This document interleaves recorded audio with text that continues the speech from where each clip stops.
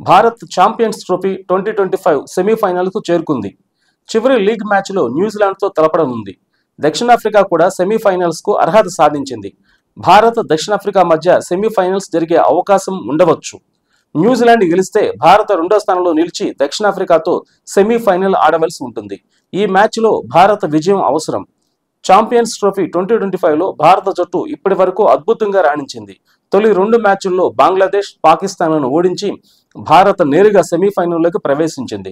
ఇప్పుడు భారత్ చివరి లీగ్ దశ మ్యాచ్ న్యూజిలాండ్తో జరగనుంది. న్యూజిలాండ్ కూడా సెమీఫైనల్స్ లో తన స్థానాన్ని నిర్ధారించుకుంది. ఈ 2 జట్లు సెమీఫైనల్స్ ముందు తమ లోపాలను అధిగమించడానికి ప్రయత్నిస్తాయి. ఇప్పటి వరకు రెండవ గ్రూప్ లోని ఒక్క జట్టు కూడా సెమీఫైనల్స్ చేరుకోలేకపోయింది. అయితే దక్షిణాఫ్రికా, ఆస్ట్రేలియా ప్రస్తుతం సెమీఫైనల్స్ కు చేరుకోవడానికి అతిపెద్ద పోటీదారులుగా కనిపిస్తున్నాయి. ఈ క్రమంలో సెమీఫైనల్స్ తో భారతదేశం దక్షిణాఫ్రికాను ఎలా ఎదుర్కోవాల్సి ఉంటుందంటే, చివరి లీగ్ దశ మ్యాచ్ లో దక్షిణాఫ్రికా టోర్నమెంట్ నుంచి నిష్క్రమించిన ఇంగ్లాండ్ తో తలపడుతుంది. దక్షిణాఫ్రికా సెమీఫైనల్లోకి ప్రవేశించాలంటే ఈ మ్యాచ్ లో గెలవాల్సి ఉంటుంది.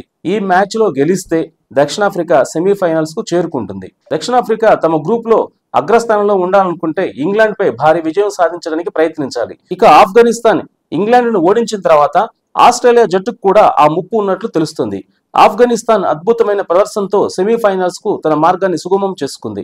ఆస్ట్రేలియాను కూడా ఓడిస్తే ఆఫ్ఘన్ కూడా సెమీఫైనల్స్ లోకి ప్రవేశించగలదు. అయితే ఆఫ్ఘనిస్తాన్ ఆస్ట్రేలియాని ఓడించడం వల్ల భారత్, దక్షిణాఫ్రికా మధ్య సెమీఫైనల్ పోరుకు మార్గం సుగమం అవుతుంది. ఇవన్నీ ఇలా జరిగితే భారత్, దక్షిణాఫ్రికా మధ్య సెమీఫైనల్ పోరు రసవత్రంగా ఉంటుంది.